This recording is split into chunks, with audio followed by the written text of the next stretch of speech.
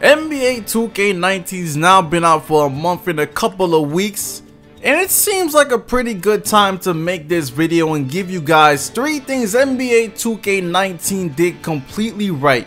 Because the majority opinions that NBA 2K19 is a way better game than NBA 2K18. But specifically what reason? Now my first reason is the neighborhood. This is number 3 on the list. The neighborhood is just made better. You have the subway to take you to different parks if you want to. The Jordan Rec Center is in the neighborhood. Training facility is in the neighborhood, of course, like last year. The neighborhood is also, even though it's maybe not travel length, it's not bigger, it does seem bigger because the park is incorporated with the neighborhood. You still got your Gatorade facility, you know, the training facility, the team training facility, VC management, your mic courts there.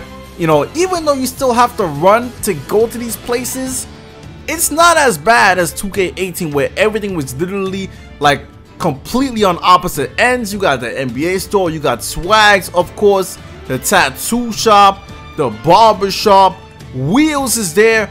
Everything is right there basically at your disposal. Of course, you also got arena pro-am on the park, so everything is made in a square shaped, you know, area. And it's just, I think it's just better this way, man. In the park, you can even cut around through the park if you want to go to a place. So it's really not that bad. Now, the second thing on this list is the park events, man.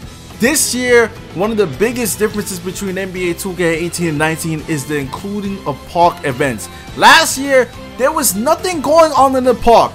And by the way, there's a day and night cycle in the park. The courts might change.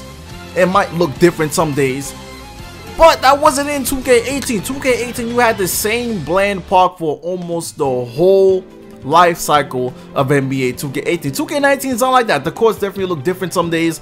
And like I said, park events, man, you only had one place to go if you wanted different park events, and that was that facility in 2K18 where you entered, and that basically was ante-up and your house rules. But this year you got Ruffles 4-point challenge, which is cool.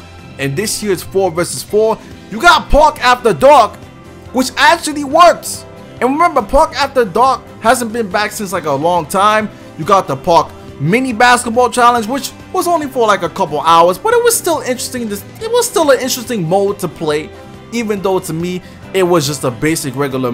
You know, it was a regular. It's mini basketball. It's regular. You can do that in your mic court. And then we have one of my favorite modes, Protect the House, which makes you utilize a crew. You can't be in this mode unless you have a crew. And it was fun because, yo, this is actually the most competitive park game mode I've played this year. And Cold Conqueror is also one of my favorite modes because Cold Conqueror it's just an interesting mode because you have to face different NBA teams, and I believe the difficulty for these NBA teams on Hall of Fame. And listen, the AI, the CPU was cheesing. I mean, they had teams, niggas were losing 21-zip, 19-2, you know, it shit was crazy, man. And it wasn't, listen, at first, if you don't have teammates, it could be a challenge, but, you know, it's a fun challenge. And listen, if you beat every single court, you get 25k VC, which is definitely rewarding. And by the way, another thing to point out, which is so great about these events, is that every single time zone has their own, well, I'm not going to say every single time zone, but I know for the Western time zone, like if you live in California, if you're on the Western Pacific end, you have your own event time zone, so everyone's doesn't overlap.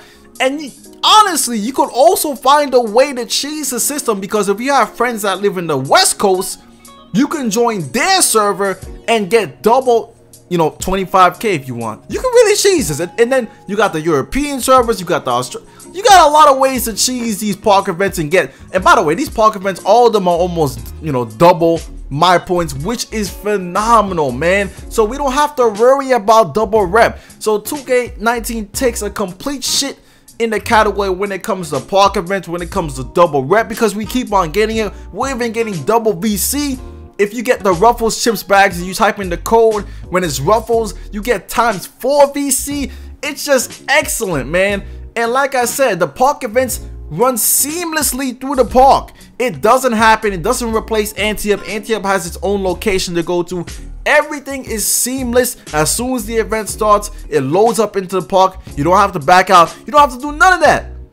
So really, listen, people are complaining in this game about some of the gameplay. I'm not talking about any of the gameplay elements. I'm talking about specifically what makes this game better than 2K18 in my opinion, and what makes this game great. That what they did in this game is great, and this is definitely it would have been #1 on the list because listen, the park events is a big deal, and like I said, there's a lot of park events I haven't even played, like Dime Time, and tonight we have Dunk Fest, and then this Saturday from 12 p.m. I think we have Top Dog, if you've seen it, and Top Dog is 3v3, no squads.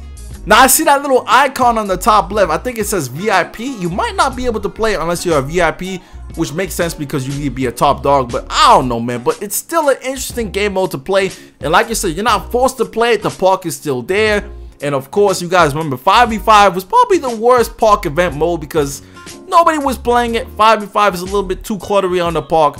So listen, some modes you might not like House Rules wasn't very popular this year, but some modes are really cool, and they did have a 1v1 court, I believe, in Park After Dark. So some of these events are really good. Now, Park After Dark is the only event that actually took up the whole park, but that you'll just have to deal with. But anyways, man, #1 on my list is the attribute ratings, man.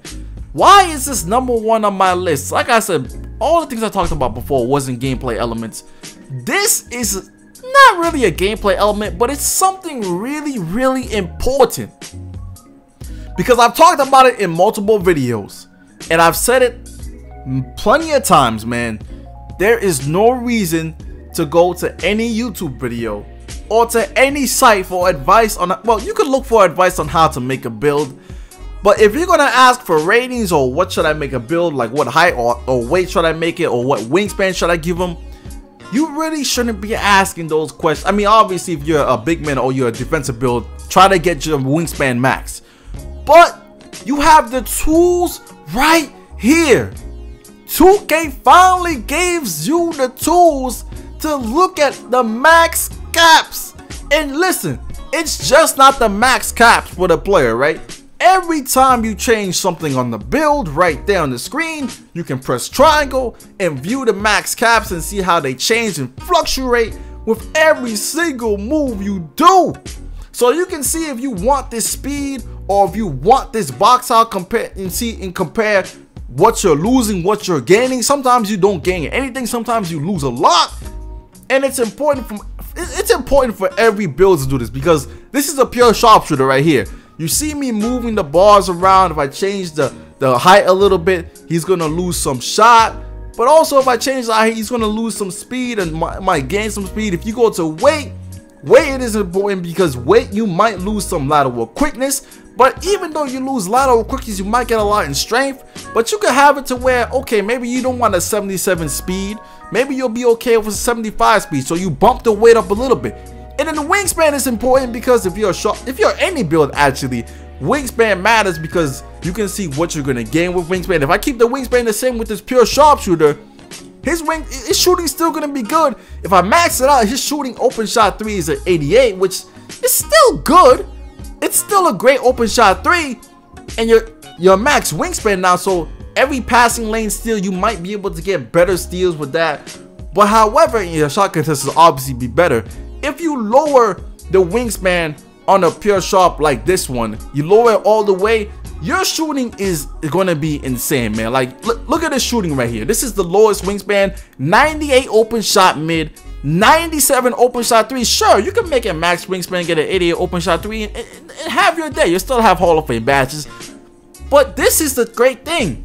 You can just keep on moving these attributes around, changing your wingspan, seeing what you like, seeing the different shots, and then you can even go back and do it all over again. So really, when you make a build in this game, 2K gives you all the tools, so you don't, regret making a build. Be like, damn, I wish I should have never made this build, because the tools are right here. And this basically makes NBA 2KLabs.com obsolete in a way, because they'll tell you some ratings and some previews of ratings, but honestly, you have to do the crunching and the numbers yourself, man. But anyways, man, these are the 3 great things about NBA 2K19. Of course, this game is still not perfect, and there's also 3 bad things about this game, which we'll get into next week's video. Leave a like for more if you want that to come out. But anyways, I'm out for now. Leave a like for more. Peace.